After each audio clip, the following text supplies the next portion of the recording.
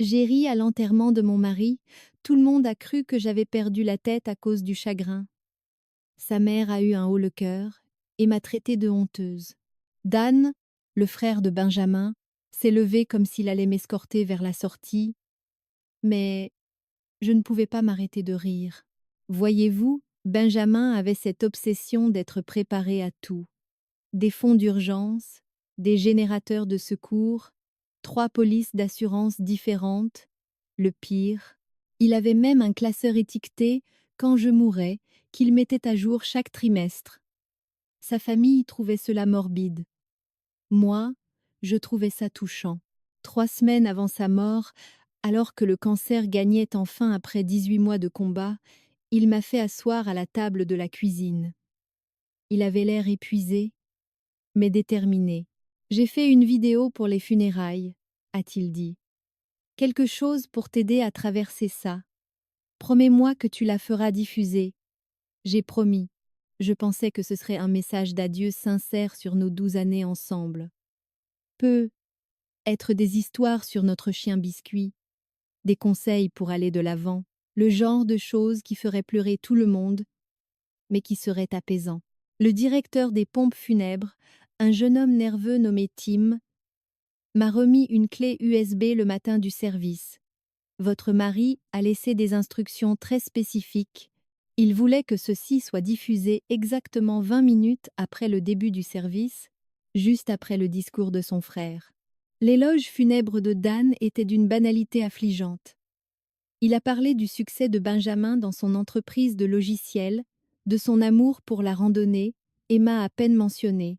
Quand il a fini, Tim s'est avancé nerveusement et a installé le projecteur. La vidéo a commencé de façon assez normale. Benjamin était assis dans notre salon, dans son fauteuil vert préféré, l'air fatigué mais souriant. Il portait la chemise hawaïenne ridicule que je lui avais achetée pour plaisanter. Au moment où vous regarderez ceci, je serai parti, a-t-il dit, et je dois vous dire quelque chose que j'aurais dû dire il y a des années. Mon cœur a raté un bond. Quel secret gardait-il? La pièce est devenue totalement silencieuse. On entendait les gens bouger sur leurs sièges. La police d'assurance vie, a-t-il continué, celle de 500 000 dollars dont ma mère ne cesse de me parler. Il a marqué une pause, et je jure qu'il essayait de ne pas sourire. J'ai changé le bénéficiaire le mois dernier. Sa mère, Sandra, s'est carrément levée. Elle m'appelait chaque semaine depuis 6 mois à propos de cette police, demandant quand nous discuterions du versement. J'ai vu son visage s'illuminer, pensant qu'il lui avait enfin donné ce qu'elle exigeait depuis son diagnostic. Mais Benjamin a continué. J'ai tout laissé au refuge pour animaux d'Oak Street, celui où nous avons adopté Biscuit il y a 7 ans. Il souriait maintenant, car je savais que ma famille se disputerait cet argent comme des vautours autour d'un buffet. Il tournait autour de moi depuis le jour de mon diagnostic. Le visage de Sandra est devenu rouge. Elle a mis sa main sur sa bouche. La sœur de Benjamin, Jennifer, est sortie immédiatement, ses talons claquant sur le carrelage. Maman, tu m'as demandé 50 000 dollars pour t'aider avec ton hypothèque, alors que ta maison est payée. Dan, tu m'as proposé ton plan d'investissement en crypto-monnaie depuis mon lit d'hôpital. Jenny a essayé de me faire cosigner un prêt 2 jours après mon 2e traitement de chimio. La pièce était plongée dans un silence de mort, à l'exception d'une toux inconfortable. Puis Benjamin a regardé directement la caméra et son expression s'est complètement adoucie. Mais toi, a-t-il dit, et je savais qu'il s'adressait à moi, tu n'as jamais posé de questions sur l'argent. Pas une seule fois en 18 mois. Tu prenais des nouvelles de ma douleur. Tu demandais ce que je voulais pour le dîner. Tu demandais si j'avais peur. J'ai senti les larmes monter, mais je commençais aussi à sourire parce que c'était tellement typique de lui. Tu as fait des doubles gardes à l'hôpital pour payer nos factures quand je ne pouvais plus travailler. Tu as vendu ta voiture pour que je puisse suivre ce traitement expérimental. Tu as dit non à ta propre mère quand elle t'a demandé de me convaincre de changer mon testament. J'avais oublié ça. Ma mère m'avait appelé il y a 6 mois pour tâter le terrain. Je lui avais raccroché au nez. Alors, voici ce que j'ai fait, a continué Benjamin. Cette assurance vie va aux chiens qui ont besoin d'un foyer. Mais mon compte d'épargne, celui que tu ne connais pas parce que je l'ai ouvert avant notre rencontre, il a marqué une pause pour l'effet dramatique. Il y a 340 000 $ dessus. Le mot de passe est biscuit 2019. C'est tout à toi. Tu l'as mérité en étant la seule personne qui m'ait aimé plutôt que mon argent. C'est là que j'ai commencé à rire. De tout mon corps. Je ne pouvais plus respirer. La vidéo a vacillé et a continué. Oh, et chérie, une dernière chose. Ce don au refuge est soumis à une condition. Mon rire s'est étranglé dans ma gorge. Benjamin s'est penché en avant sur l'écran. L'expression sérieuse maintenant. Ils ne reçoivent l'argent que si tu es encore en vie 30 jours après ma mort. S'il t'arrive quoi que ce soit, tout revient à ma famille après tout. J'ai mis ça en place comme une protection pour qu'ils soient obligés de te garder en sécurité. La pièce est devenue silencieuse. Je me suis retournée lentement. Chaque membre de la famille de Benjamin me fixait et nous avons tous fait le calcul en même temps. Aujourd'hui était le 29 jour. La vidéo s'est terminée par Benjamin m'envoyant un baiser. L'écran est devenu noir. Tim s'est précipité pour éteindre le projecteur, ses mains tremblant tellement qu'il a fait tomber la télécommande 2 fois.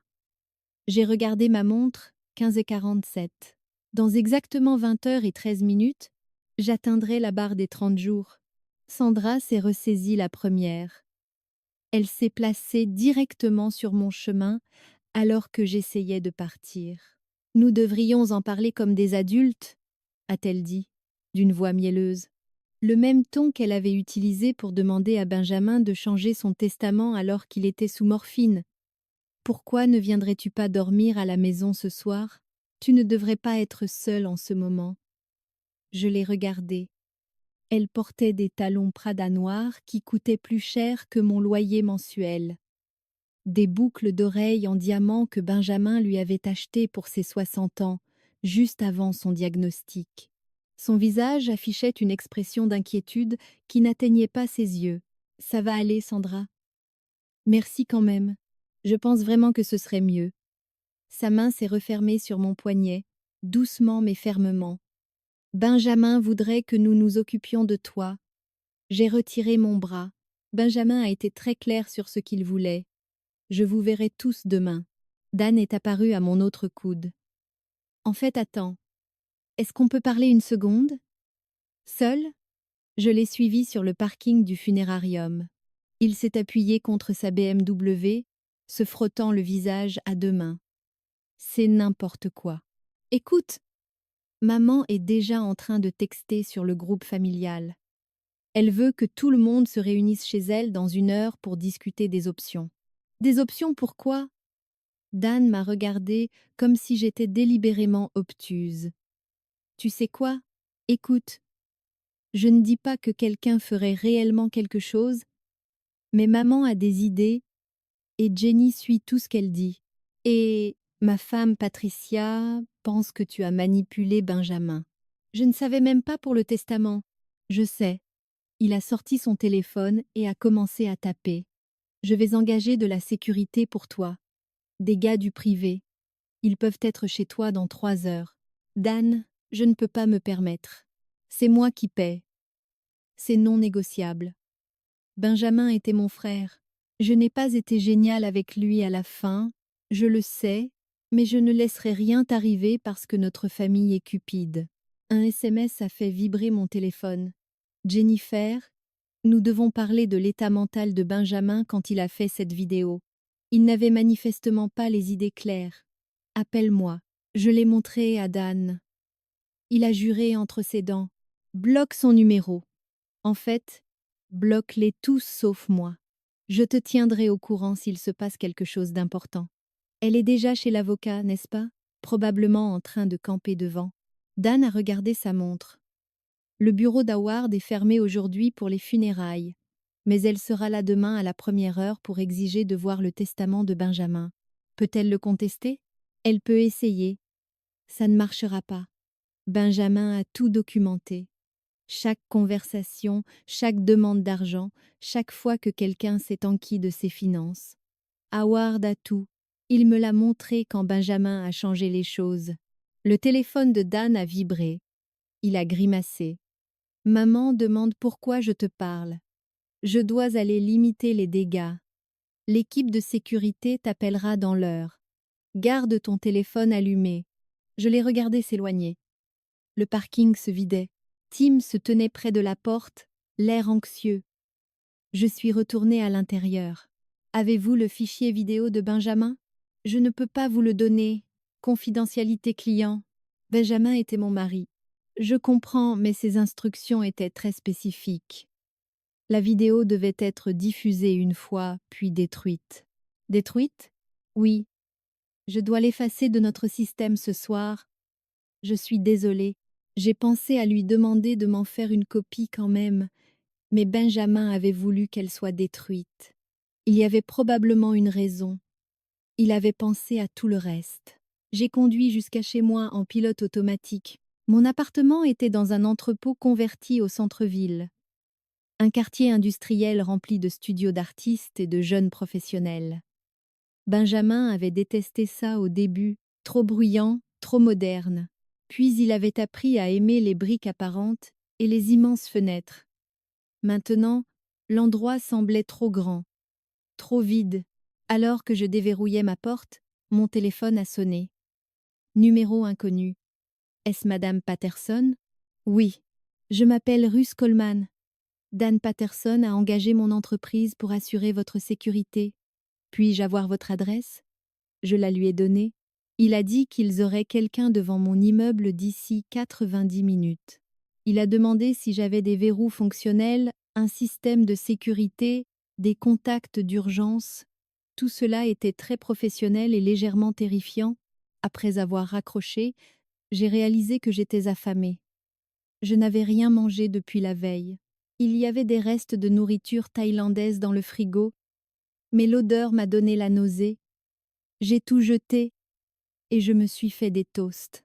C'est là que j'ai remarqué le courrier sur le comptoir, des factures surtout, des offres de cartes de crédit, quelque chose de l'hôpital à propos des dernières factures de Benjamin et une lettre sans adresse de retour. Juste mon nom écrit en lettres capitales. Je l'ai ouverte. Une seule feuille de papier. 5 mots. Nous savons où tu habites. Ma main s'est mise à trembler. La lettre avait été postée il y a 3 jours, avant les funérailles. Quelqu'un l'avait envoyée avant même de connaître la clause des 30 jours. J'ai pris une photo et je l'ai envoyée à Dan. Puis j'ai appelé l'inspecteur Morrison, celui qui s'était occupé du certificat de décès. Je dois faire un rapport. J'ai expliqué pour les funérailles, la vidéo, la clause, la lettre de menace. Avez-vous des raisons de croire que votre belle famille vous ferait du mal? Je ne sais pas, mais ils viennent tous d'apprendre qu'ils n'auront rien à moins que je ne meure dans les prochaines 20 heures. Ce n'est pas vraiment une menace, c'est juste un mauvais timing. Et pour la lettre, ça pourrait être n'importe qui. Je suis infirmière en soins palliatifs. Je travaille énormément et je rentre chez moi. C'est tout. Morrison a soupiré. Écoutez, je vais envoyer une patrouille passer devant votre immeuble ce soir. Mais sans menace réelle ou preuve de planification, je ne peux pas faire grand-chose d'autre. Gardez vos portes verrouillées. Sandra était cupide, pas violente. Jennifer était impulsive, mais inoffensive. Dan semblait sincèrement inquiet. Mais un demi-million de dollars fait faire des choses folles aux gens. SMS de Dan, reçu la photo. Fais un rapport de police maintenant. J'envoie l'équipe de sécurité plus tôt, ils seront là dans 30 minutes. Échange tes serrures. Maman a ton double, tu te souviens? Je m'en souvenais.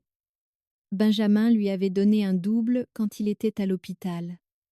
Je suis allée au magasin de bricolage à 3 pâtés de maison. J'ai acheté de nouveaux verrous.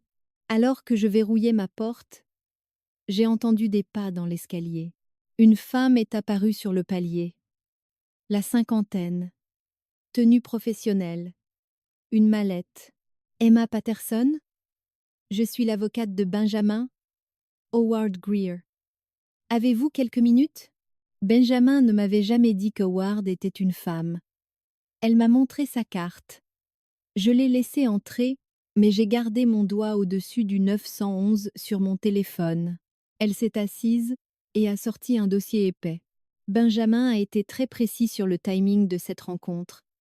Je devais vous contacter exactement 24 heures avant la barre des 30 jours. Pourquoi? Parce que les choses vont se compliquer. Il a créé une fiducie. Elle contient le compte d'épargne, des investissements, des actions, valeur totale, environ 480 000 dollars. Andy Pro, il a dit 340 000 dollars. C'était il y a 3 mois. Le portefeuille d'actions a bien progressé. Mais voici la partie importante.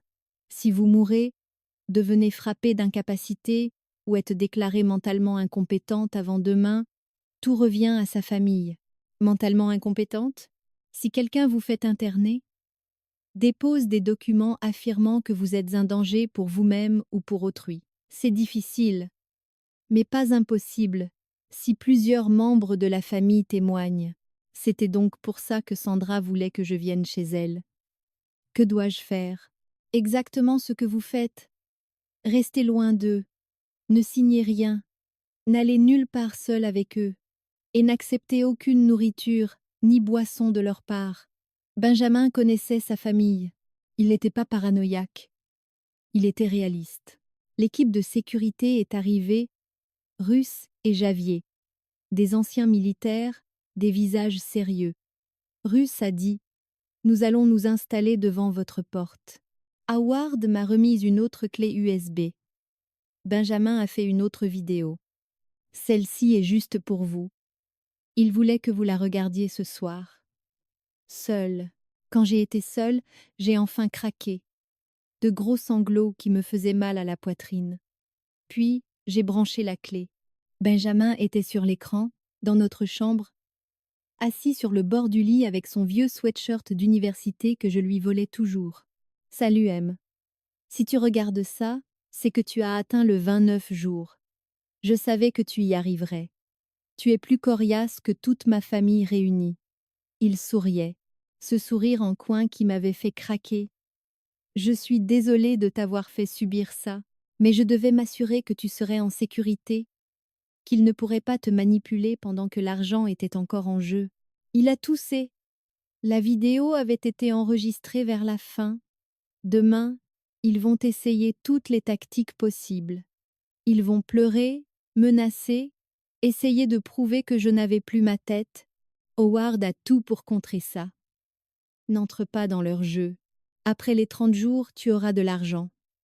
Ne fais rien de stupide. N'en donne pas à ma famille, peu importe leur culpabilité. N'en donne pas à la tienne non plus. Ta mère a dû te parler d'investir dans le restaurant de son ami? C'est une arnaque. J'avais oublié ça. Ma mère m'en avait parlé il y a 2 mois. Benjamin savait tout. Utilise l'argent pour prendre soin de toi.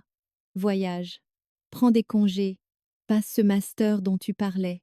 Mais surtout, construis une vie qui te rend heureuse. Je t'aime, Emma. Je t'ai aimé le jour où je t'ai rencontré, quand tu as renversé ton café sur mon ordinateur. Je t'ai aimé chaque jour de notre mariage. Tu as mérité chaque centime en étant une personne bien, mariée à un homme difficile avec une famille impossible. La vidéo s'est terminée.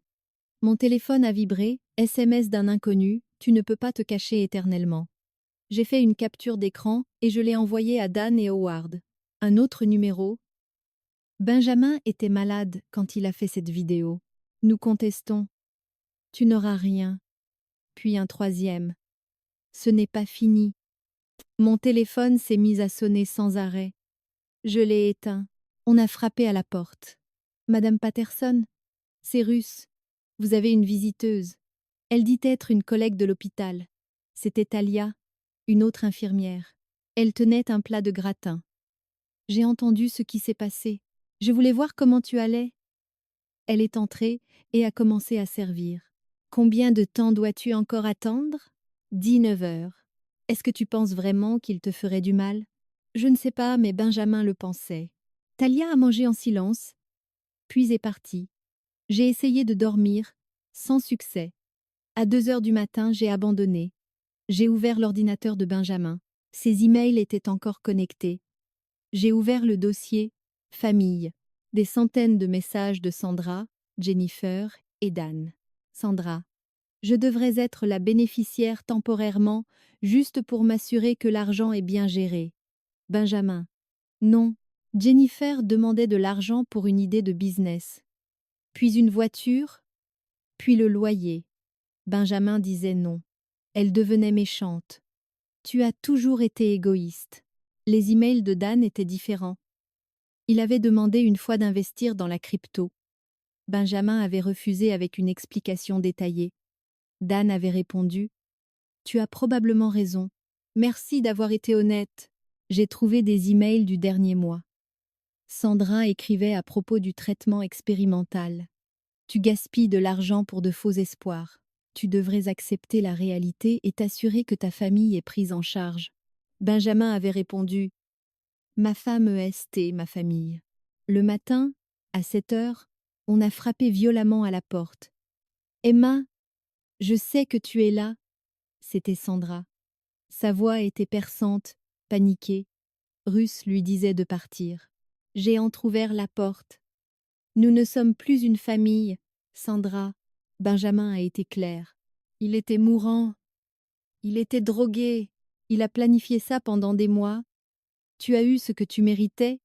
C'est, à dire, rien. Comment peux-tu être si cruel? Je viens de perdre mon fils. Et moi, mon mari. La différence, c'est que moi, je l'aimais vraiment. C'était dur. Mais j'en avais assez de ces jeux. Sandra a changé d'expression. Tu vas le regretter. C'est une promesse. À la télévision, Sandra donnait une interview. Mon fils a été abusé dans ces derniers jours par une femme qui l'a isolé de sa famille. Howard m'a appelé.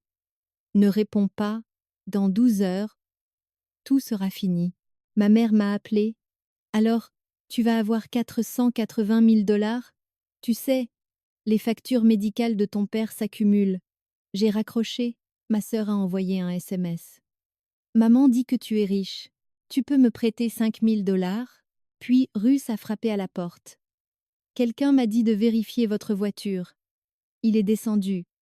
Les 4 pneus sont crevés. Des coupures profondes. La police est revenue.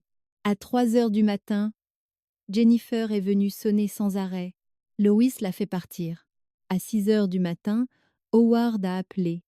À 7h47, ce sera officiel. Elle est arrivée à 7h30. On a attendu devant l'ordinateur. À 7h47 pile, elle a cliqué. Félicitations, tu es l'unique bénéficiaire. Le virement a été effectué. 481 649 $ et 73 cents. L'inspecteur Morrison a appelé peu après. On a une image claire sur la vidéo de surveillance. Une femme crevant vos pneus hier. C'est Jennifer Patterson. On a aussi des images d'elle achetant un couteau et des serre-câbles. Un juge a signé une ordonnance de protection. J'ai appelé Dan. Jennifer a été arrêtée, a-t-il dit. Je suis désolée. Ma famille est folle. 3 jours plus tard, Jennifer a payé sa caution avec l'argent de Sandra. Sandra a créé un groupe Facebook, Justice pour Benjamin. On m'a licenciée de l'hôpital à cause des rumeurs, mais j'ai trouvé un nouveau travail dans les soins palliatifs privés.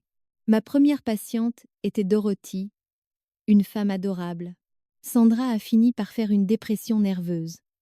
Elle a été retrouvée errant près de l'ancienne école de Benjamin. Dan l'a placée dans un établissement de soins de longue durée. Jennifer a été condamnée à 6 mois de probation et à des travaux d'intérêt général. Le refuge d'Oak Street a ouvert l'aile. Benjamin Patterson. J'y suis allée et j'ai adopté un chien croisé pitbull. Il s'appelait Biscuit, lui aussi. Il était parfait. J'ai utilisé l'argent de Dorothy.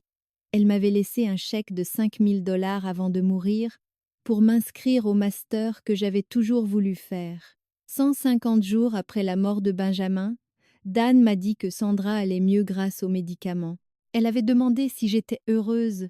6 mois après sa mort, J'avais une nouvelle maison, un jardin pour biscuits, et je commençais enfin à respirer. Benjamin m'avait protégée jusqu'au bout. J'avais survécu,